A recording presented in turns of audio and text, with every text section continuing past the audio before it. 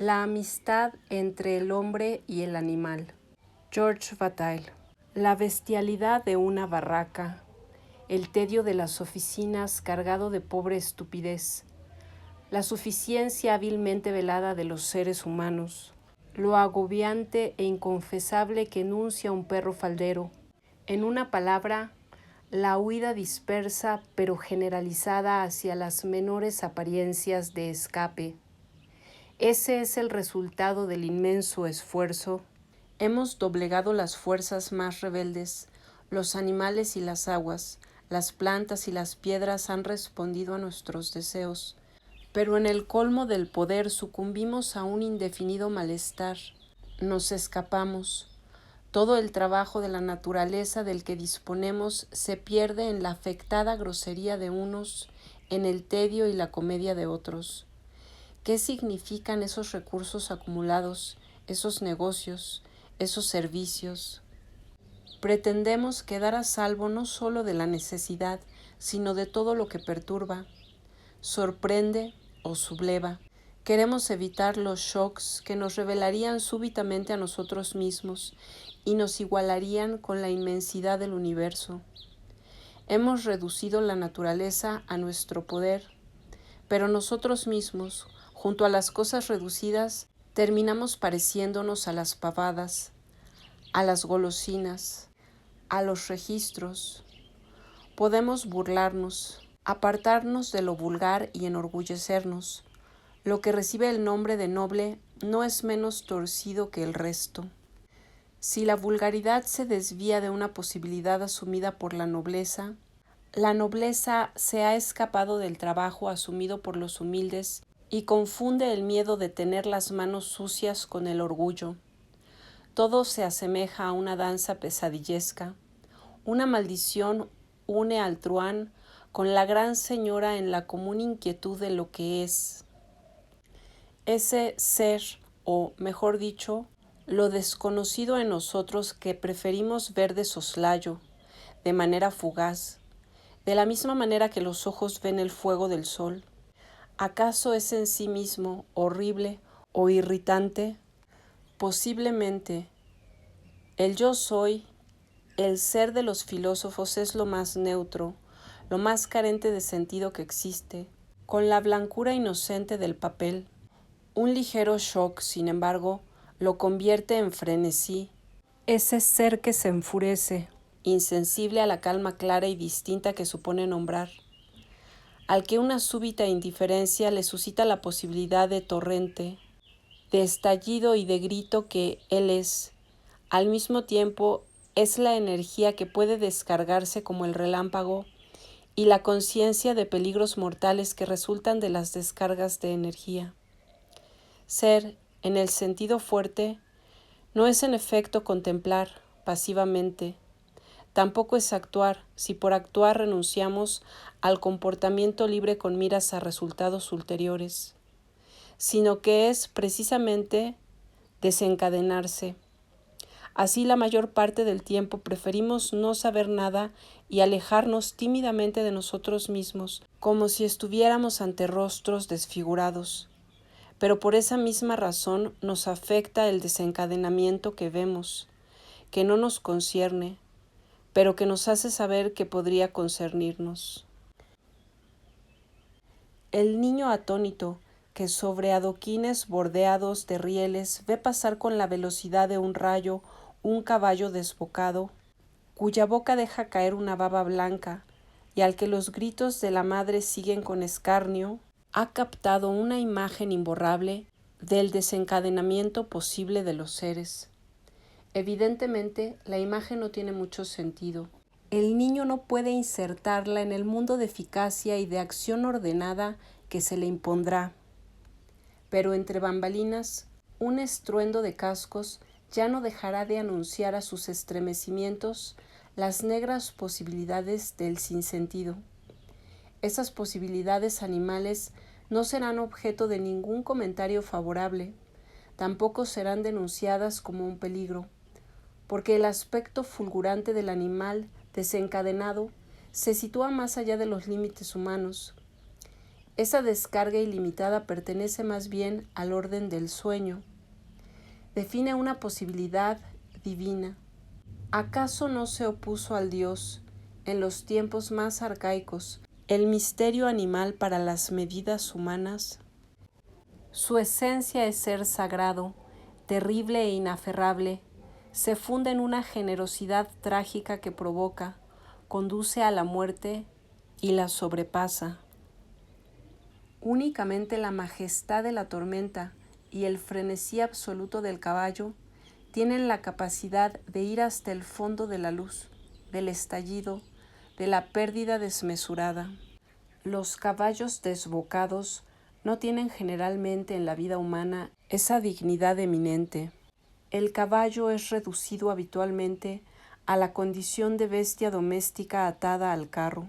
No obstante, sea cual fuera la degradación a la que se lo someta, persiste una reserva en la actitud del hombre, del cual es la más noble conquista. Es el menos humillado y el más receloso de los animales que sirven al hombre. Incluso su dueño lo asocia frecuentemente con su gloria. La Biblia le hace decir a Dios que pretende mostrarle al hombre, a Job, la magnitud de su poder. Le has dado al caballo su fuerza y su coraje, adornaste su cuello con una crin ondeante, salta tan ligero como la langosta, y su relincho es la voz del terror.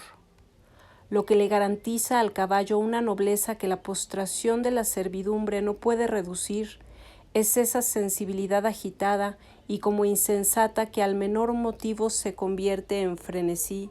Si bien ocupa un sitio de privilegio en el mundo humano, la domesticidad del animal desemboca en su conjunto en la postración, y el salvajismo lo sustrae al conocimiento. El caballo tiene el privilegio de conservar en medio de los hombres una esencia de la animalidad, mejor dicho, del ser vivo, la de no ser reductible.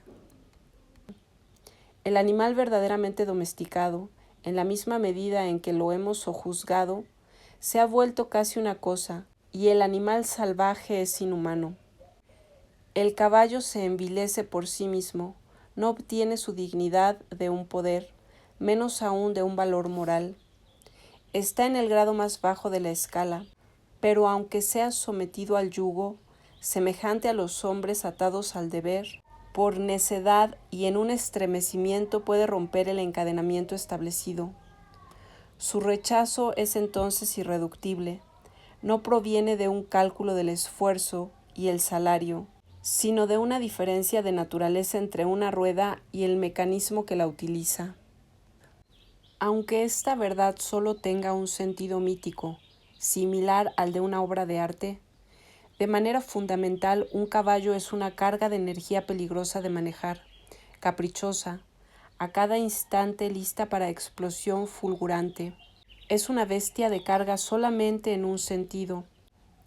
Si el hombre es un Dios caído que recuerda, el caballo más manso participa en un punto del desencadenamiento. Podemos calcular su fuerza de trabajo, utilizarlo, la impetuosidad guerrera, la carga, el súbito y total gasto de energía que nada puede detener, no dejan de estar ligados, sino propiamente a un individuo determinado, por lo menos al género que él encarna. Sin duda que el caballo sucumbe bajo el peso de las labores humanas, pero en el mundo del cálculo y de la sujeción conserva el principio del ser, que no es nada si no es desencadenado. Esta imagen del ser considerado como un movimiento fulgurante de fuerza y no como una pantalla estática, tal vez resulte paradójico. También es paradójico enunciar que, si no la conciencia clara y distinta de los objetos, la conciencia aguda de lo que es, del juego que el ser juega con el mundo, está unida a posibilidades de desencadenamientos. Estas verdades chocantes no dejan de fundar el sentido profundo de la amistad entre el hombre y el animal. La reserva, los frenos y por último la huida en alguna inanidad cerrada son obstáculos que les dan a los seres humanos esa mirada que se oculta, esa pobreza de manos y dientes que anuncian la común abdicación. Los pactos sellados entre el caballo y el hombre mantienen al menos la vida bajo la primacía de una tensión de fuerzas explosivas. La equitación no otorga una virtud que sin ella sería inaccesible. Pero es cierto que al unirse con el animal de terribles resortes, aunque él mismo no es impulsado a una súbita descarga, aunque en el fondo sienta temor, el jinete está abierto, sin cesar, a su posibilidad. Incluso su horizonte es esa apertura, y quizás sea eso lo que le da a los vaqueros o a los gauchos, lo mismo que a los cosacos o a los llaneros, su eminencia por encima de los pastores de a pie. Pero la eminencia en este caso no se debe al caballo más que al hombre. La actitud humana es cuanto menos equívoca. Siempre la preside una intención de dominio. La conciencia calmada, donde los objetos se distancian como en una pantalla y se vuelven inasibles, exige de nosotros que no cedamos al frenesí. Si cedemos, perdemos la posibilidad de actuar sobre las cosas, y ya no somos más que animales. Pero si actuamos, si reflejamos dentro de la conciencia esclarecida esas series de objetos cuyas relaciones ordenan el mundo inteligible, dejamos suspendida en nosotros la vida.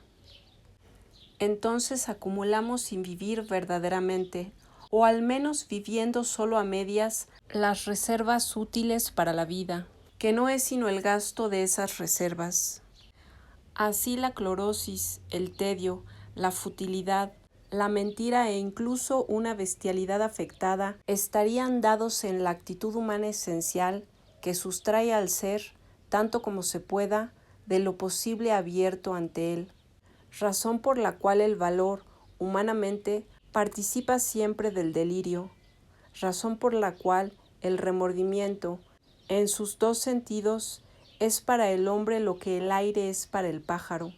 En tales condiciones, la moral nunca es una regla, y en verdad no puede ser más que un arte. Del mismo modo, el arte no puede más que ser una moral, y la más exigente, si su fin es abrir alguna posibilidad de desencadenamiento. Pero siendo entonces el arte la más pura exigencia moral, es también la más engañosa. La posibilidad que abre, no la abre sino en imagen para la reflexión de los espectadores, y es en vano protestar contra esta falacia. Esos hombres de traje y esas mujeres arregladas, centelleando de diamantes, cómplices confesos de las leyes que se oponen a nuestros desencadenamientos, cuando asisten impasibles a la representación de una tragedia, no son el obstáculo del arte, sino su condición.